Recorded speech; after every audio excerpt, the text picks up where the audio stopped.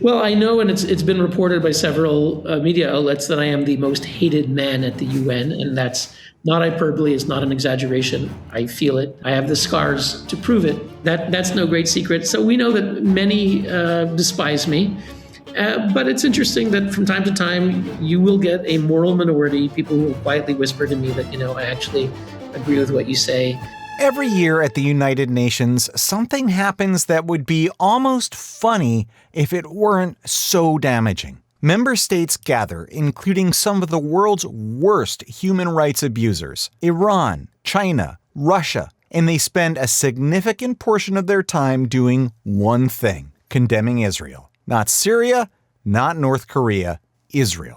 Between 2015 and 2024, the UN General Assembly passed 173 resolutions against Israel, and just 80 against every other country on Earth, combined. My guest today has spent decades inside that room documenting it, fighting it, and refusing to let the world look away. He's the executive director of UN Watch, one of the most important watchdog organizations at the United Nations, and one of the most effective voices for accountability in the UN today.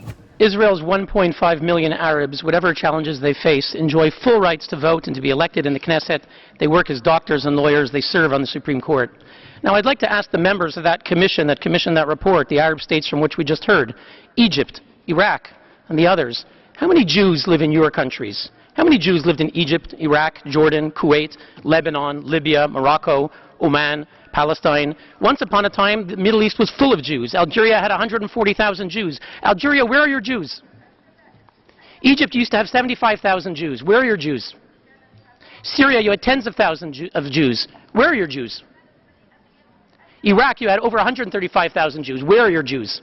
Mr. President, where is the real apartheid? Why is there a UN commission on the Middle East that does not include Israel? From the 1960s and the 70s, they refused to include Israel. Where is the apartheid, Mr. President? Mr. President, why are we meeting today on an agenda item singling out only one state, the Jewish state, for targeting? Where is the apartheid, Mr. President? Hillel Neuer, welcome to The Honest Take. You've walked into that chamber, I must imagine feels hostile. You've confronted dictators directly. What does that feel like? Yeah, well, look, it's not pleasant. I'll say that. It's not pleasant to walk in a room where you look around you and it's being run by the dictators and state sponsors of terrorism, or those who are complicit, those who may be democracies, but in one form or other are complicit. It's not a pleasant feeling.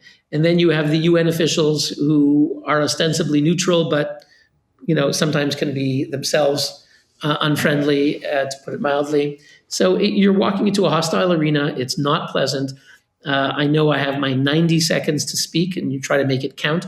So you kind of buckle up, you suck it up, you go in there, you stand tall, and you speak words of truth. And to be fair to the UN, when it works, when we are allowed to speak, it's a tremendous opportunity. It's a global podium. Whether people watch it live at the UN or see it later on video, words that are said at the United Nations, at that World Tribune, are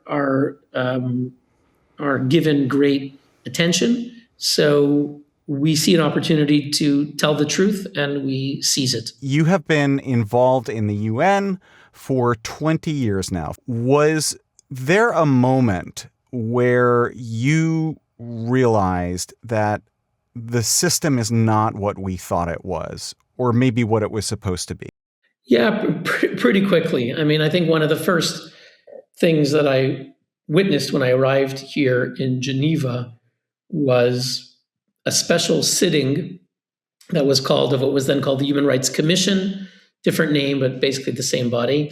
Israel had assassinated the founder of Hamas, Ahmed Yassin, who was a top terrorist, and they had basically an emergency session to pay tribute to him. This was maybe a couple of days after I arrived. So, the Orwellian nature of the body was manifest right from the beginning. The moment you walked in, you saw who the members were, whether it was China or Cuba or Sudan. Gaddafi had been the chair, his representative had been the chair a year before I came. So everyone kind of knew that it was a joke. Indeed, a year after I arrived, Kofi Annan himself, the Secretary General of the UN, acknowledged that the Human Rights Council was rife with politicization and selectivity. He called to scrap it. He said that members were there not to promote human rights, but to shield their own records of abuse. So the UN itself acknowledged that the thing was a joke, proposed a reform, the newly named Human Rights Council in June 2006. So it's now been really 20 years. And sadly, it's the same thing. Instead of commission, it's called council. But the members today include China, Cuba, Qatar. And they spend much of their time, not all of it, but much of their time, not talking about the world's worst abuses, but focused on demonizing the tiny country of Israel. Some of the statistics there are shocking in terms of demonizing Israel. So since 2015, 173 General Assembly resolutions against Israel versus 80 for every other country combined. Can you walk me through how this machine works? When people say the UN condemned Israel, who is actually saying that? You already just mentioned the difference between the Human Rights Council and the Human Rights Commission. It seems like in making a new one, the same problems still exist. I mean, is this a structural thing? That was 4 questions. Yeah, it's okay. Look, I'd say that the main distinction to keep in mind at the UN are the agencies or bodies that are run by member states, where the UN, you could say, acts as a forum it's a place where member states get together and vote on a decision, a legislative act, versus the UN employees. Okay, so Guterres is the top UN employee. He's a Secretary General, and there's thousands of UN employees. It might be the head of UNRWA, the head of OCHA, the humanitarian agency. They're all salaried UN people, and they also are actors. They also can condemn the US and Israel and have been since the Iran war began. And so those are the salaried people, and then the political bodies or the legislative bodies, the member state bodies. So whether it's the UN General Assembly in New York, 193 countries, whether it's the Human Rights Council, which is kind of a microcosm of that, 47 countries, but always distributed by regional allocation. So in every body, whether it's the 193-member General Assembly, the 47-nation Human Rights Council, there's a certain amount from Africa, from Europe, from Asia, and so forth. And to answer your question, when it says the UN condemned Israel, so you mentioned statistics from the UN General Assembly, how does that happen? Well, someone has to introduce a resolution. Who introduces the resolutions on Israel? It is typically, in most cases, the Arab and Islamic states, led by the Palestinians. So it's the Palestinians with the support of the Arab states, the Muslim states. Keep in mind there are about 22 Arab states, and then an additional 30 plus Muslim states for a total of 56 Muslim states. For example, Pakistan is not Arab, but it's Muslim. Iran is the same, Indonesia. So you have Arab and Islamic states. And there are automatically 56 countries. So that gets you, almost a third of the way there, more than 25% of the way there. And then all the dictatorships vote for them, the North Koreas, the Cubas, the Belarus, they all vote with the Palestinians. And so very quickly you get what we call the automatic majority. And I would say it's worse than that because sadly, many of the Europeans, West European democracies vote for about 2/3 of these resolutions. They go along to get along. And so when the UN condemns Israel, usually it's the General Assembly, the Human Rights Council.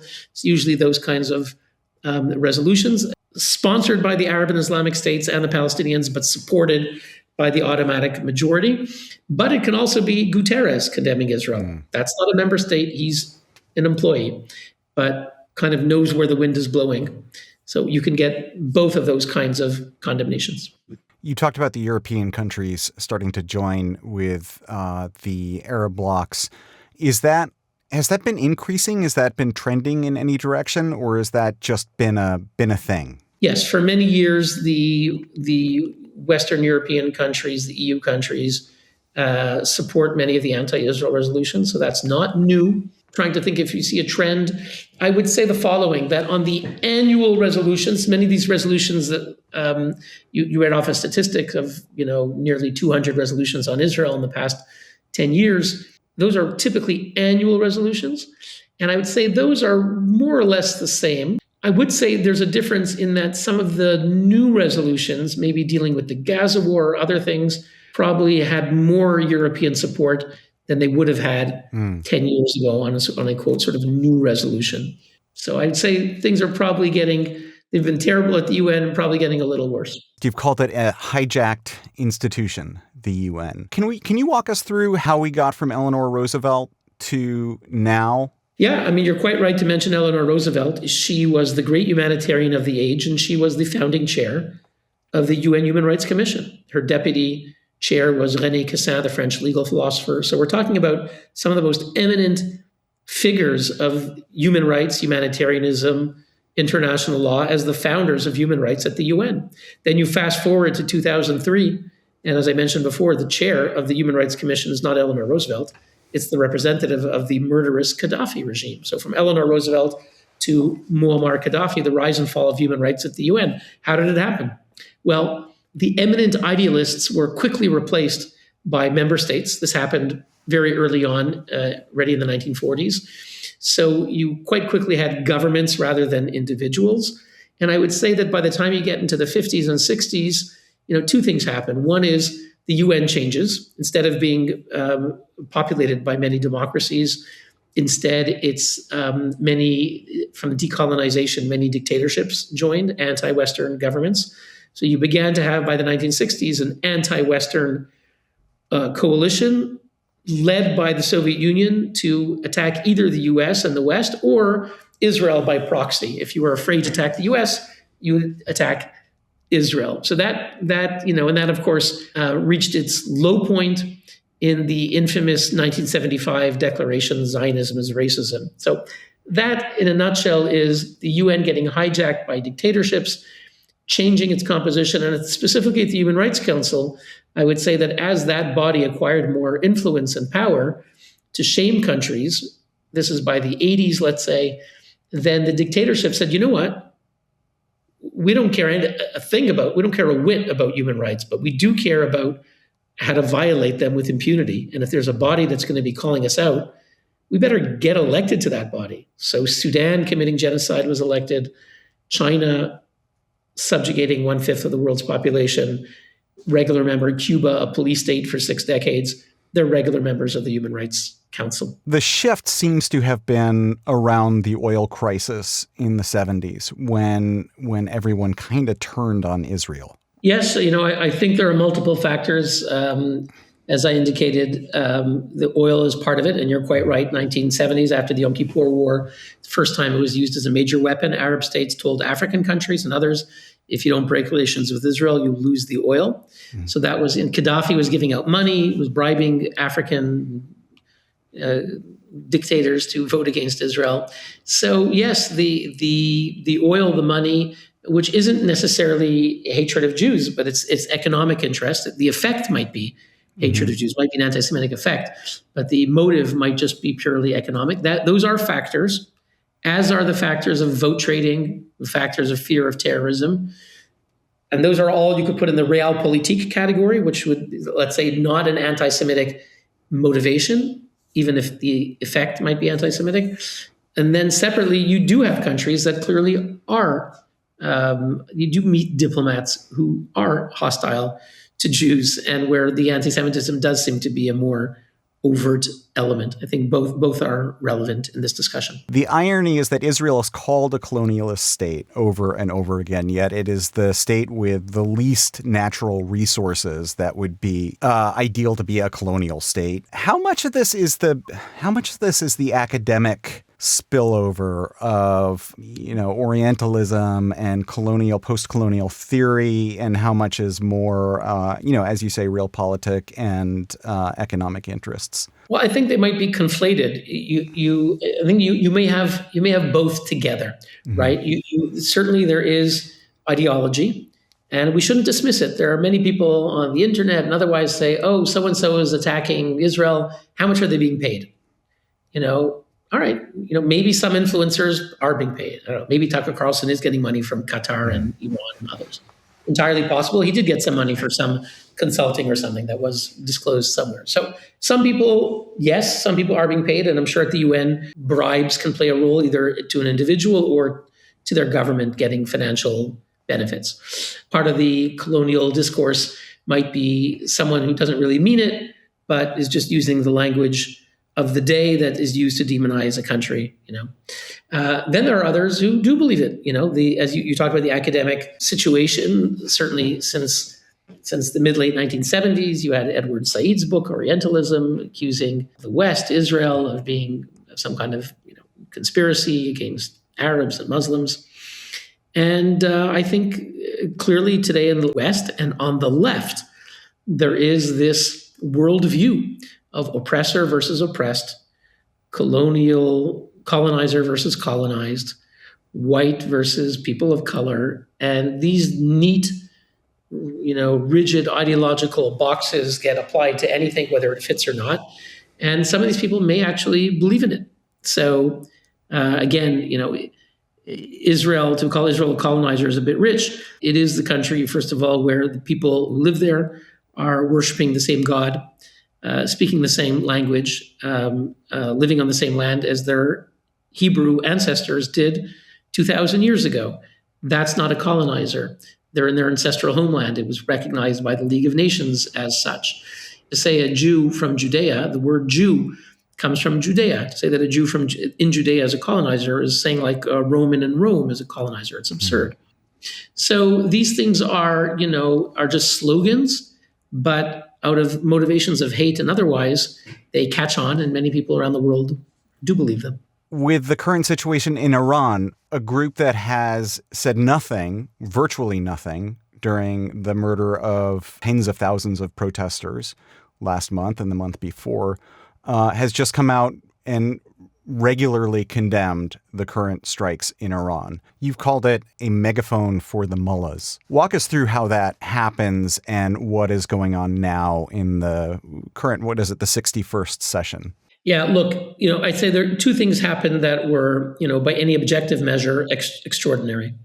The first is the relative silence, indifference, and inaction of top UN officials, top UN bodies regarding a massacre of tens of thousands of peaceful protesters in the space of 2 days. Okay, we're talking about, I think it's January 8th and 9th, where the Islamic regime in Iran, led by, among others, Ali Larijani, who was the top security official, head of the National Security Council of Iran.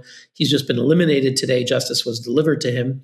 But he was the architect of the brutal crackdown that massacred tens of thousands of innocent people. And then, you look for the reaction, and it's mostly crickets.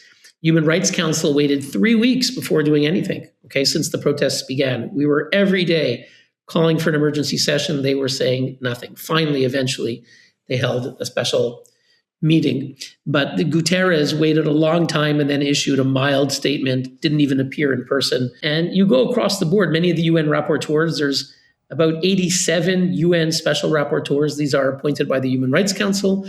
They're supposed to be experts in different human rights subjects and regions, and most of them said nothing. I think about 5 of them issued a statement, 5 out of 87. Then a few others co-signed, but it took them a long time to get 5 to say something. And then, so that's the silence, the inaction, the indifference, which was extraordinary for such a, one of the most horrific atrocities of the 21st century. And then suddenly America and Israel, at the pleading of Iranian people, saying, we are occupied and being massacred by this regime. You need to help us. Please, President Trump, please help us.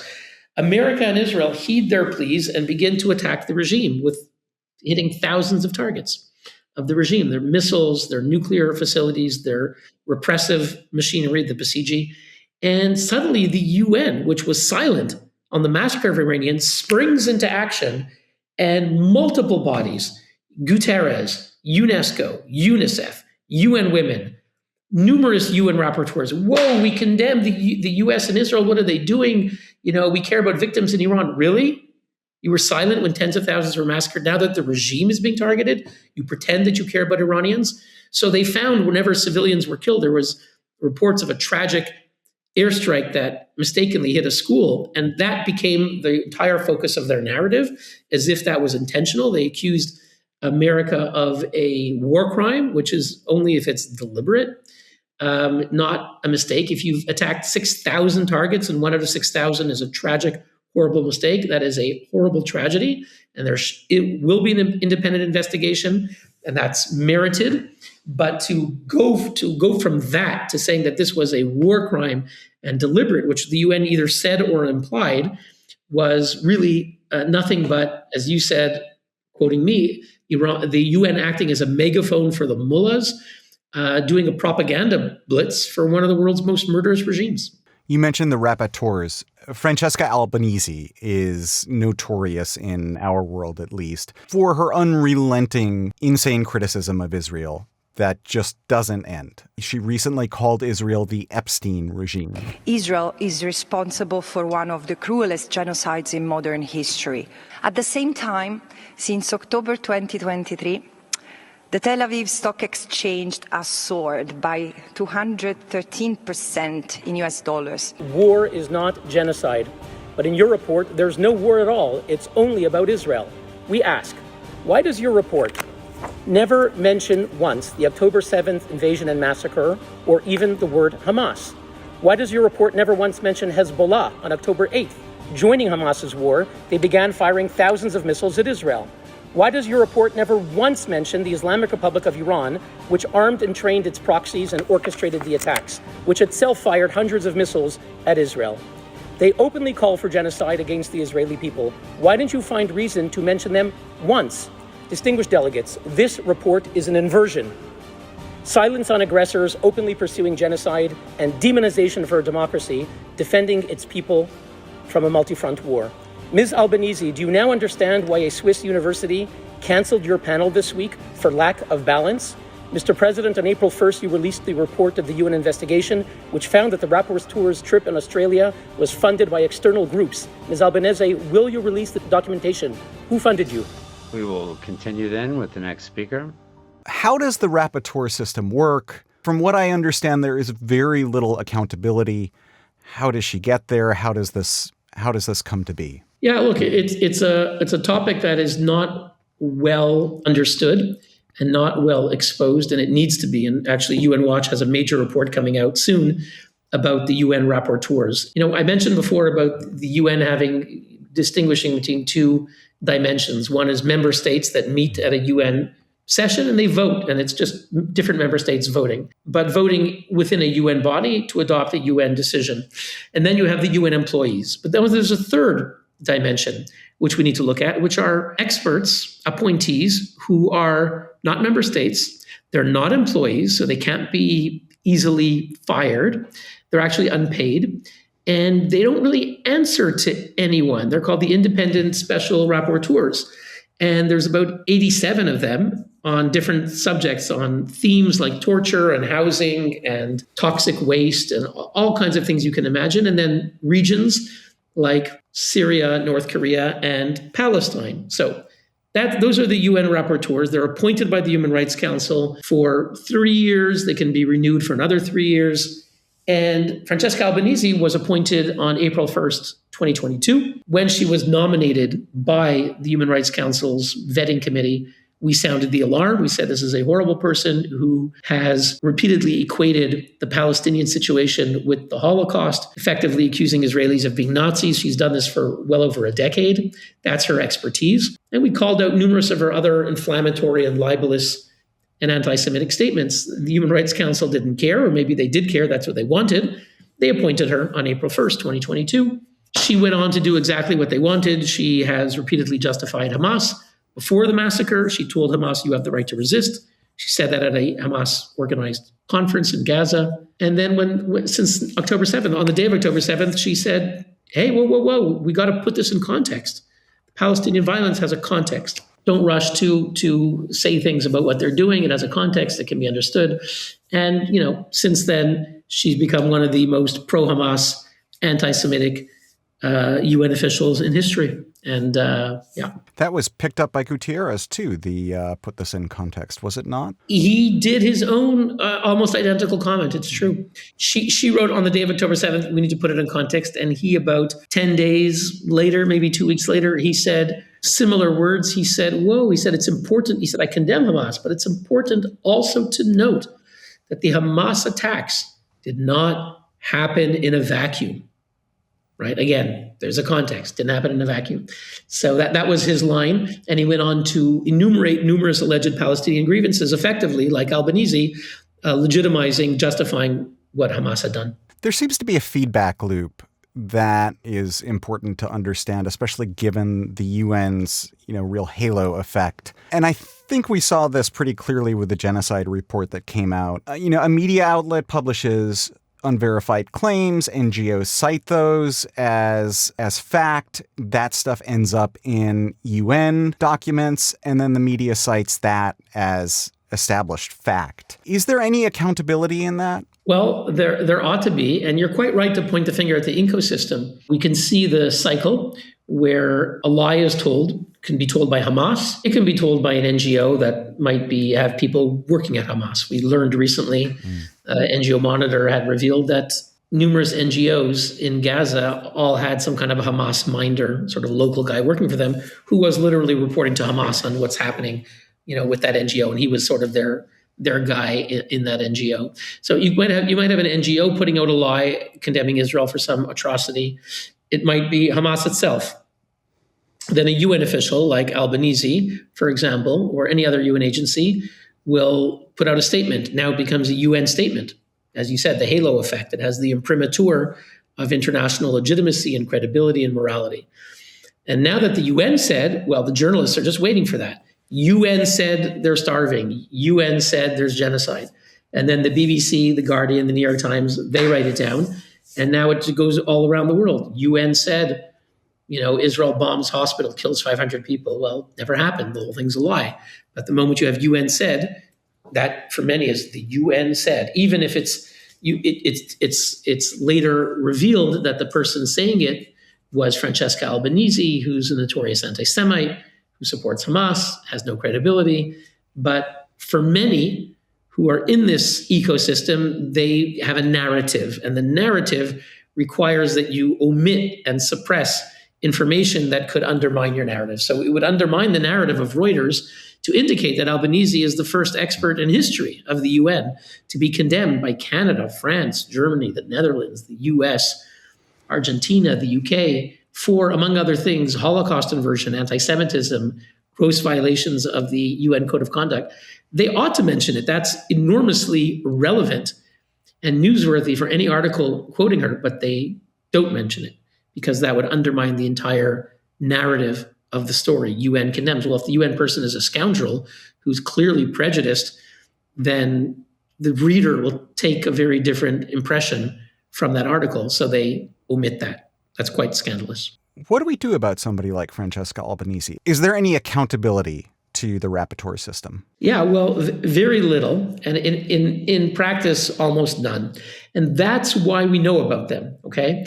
There are UN officials. I'm going to mention a guy. His name is Craig Mokheiber, Mokhiber, Craig Mokheiber, viciously anti-Israel, anti-Semitic UN official. I believe he's of Palestinian descent, grew up in Buffalo, New York, but worked for the UN for decades, viciously anti-Israel. But there was a limit to what he could do in his UN capacity, because at the end of the day, he worked for a UN office, ultimately to Guterres, and if he would say openly anti-Semitic things in his UN capacity, he'd have to answer to someone. Okay, now answering to Guterres doesn't mean a whole lot. He's been quite problematic, to put it mildly, but historically, it was some kind of accountability. The rapporteurs have none of that. So his good friend is Francesca Albanese, and they often quote each other. He recently was sort of pushed out of the UN because it's actually a good example. We did reveal some of his hateful tweets, and he was kind of pushed out of the UN. So there you had accountability because he was an employee, and he had made kind of anti-Semitic tweets, and he got pushed out. Versus his close friend and collaborator, Francesca Albanese, who's a rapporteur, basically has no accountability. The Secretary General cannot fire her. The only entity that could fire her would be the Human Rights Council, and there's no established procedure. They could meet and resolve in a resolution to remove her, but she has support of a majority, so there's no votes for that. Technically, there's a body of her peers that could process a complaint, but it's her friends, it's her peers. They act more as a union that shields and circles the wagons than as an entity that disciplines their fellow rapporteurs. So whenever anyone makes a complaint, they just throw it in the garbage and say, no, everything's fine. So that's a meaningless body, which sometimes the member states who want to avoid action, they want to be evasive. France or Germany will go, oh, no, give it to the committee, give it to the coordination committee. They'll process the complaint, knowing that this committee has never rebuked a rapporteur, that it's a body that just is her fellow rapporteurs. It's a meaningless procedure. So the end of the day, basically no accountability, very hard to remove her. And she has the position now, according to the UN, for the next 2.5 years. We've established and we've shown how her renewal that was done a year ago was done unlawfully against the procedure. So we take the position that she no longer has immunity. But according to the UN, she's still there for another 2 years. So what can you do? What's the recourse? You at least get decent people on the record to call her out. And so we're glad that we did succeed in getting France, Germany, Canada, the Netherlands, Argentina, the UK, Latvia, Estonia, and a couple of others that I'm forgetting, Hungary, to go on the record, call her out, condemn her for Holocaust inversion, anti-Semitism, supporting terrorism, calling for her to resign.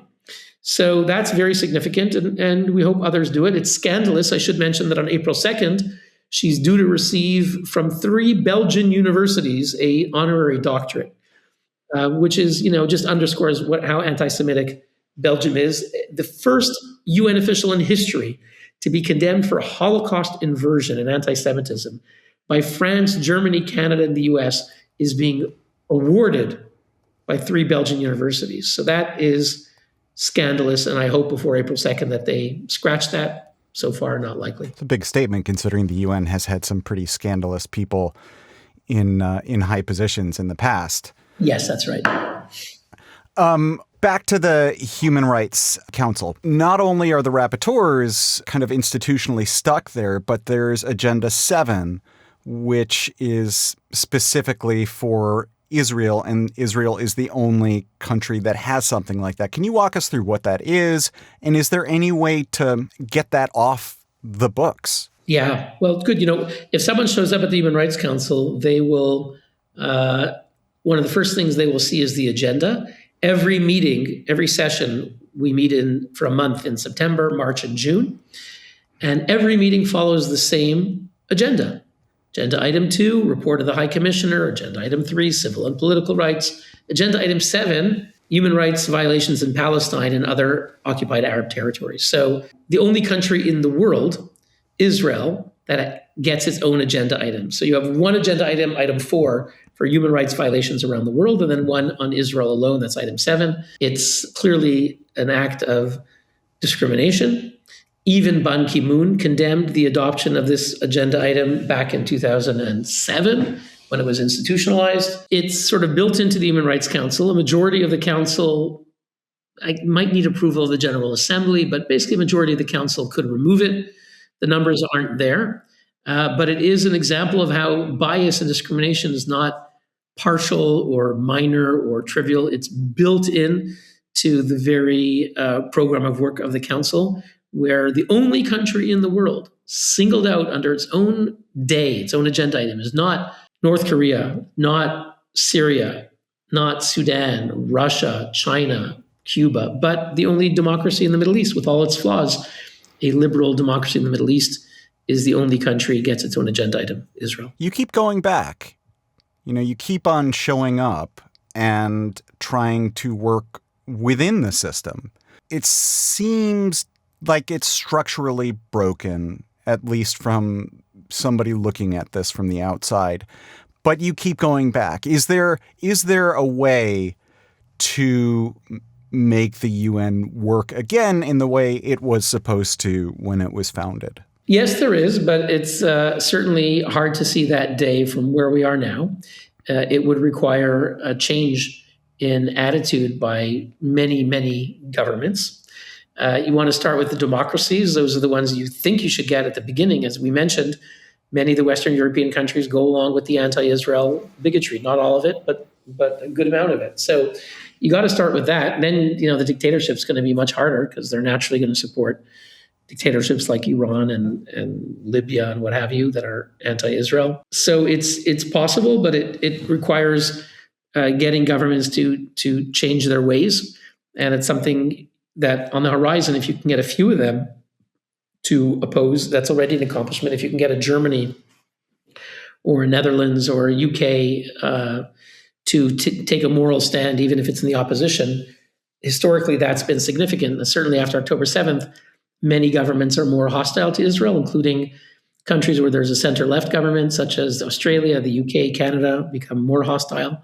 So it's hard to see, how you get out of the current predicament, but there's no alternative because the UN's not going away. So it's our obligation to press each of our governments to uphold the true values of the UN, which include impartiality, of fighting terrorism, and not rewarding terrorists.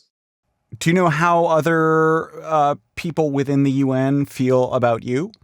Well, I know, and it's been reported by several media outlets that I am the most hated man at the UN, and that's not hyperbole. It's not an exaggeration. I feel it, and if I had, I have the scars to prove it. And of course, people who watch the videos can see me being attacked and interrupted all the time. So that's no great secret. So we know that many despise me. But it's interesting that from time to time, you will get a moral minority, people who will quietly whisper to me that, I actually agree with what you say. And so we've had a few of those episodes over the years. That's also a reality. There is a minority who understands that we're telling the truth. Why are they afraid to say that full-throated? I mean, you say that they whisper it. Yeah, well, there's a lot of political pressure. There are 56 Islamic states, only one Jewish state. So everyone wants to be in their good graces to get 56 votes from Qatar and Iran and so forth. So that's a part of it. Then, the Arab states still have vast amounts of oil. That's influential. We talked about vote trading, sovereign wealth funds. Qatar could invest in your country billions or not, depending how you vote.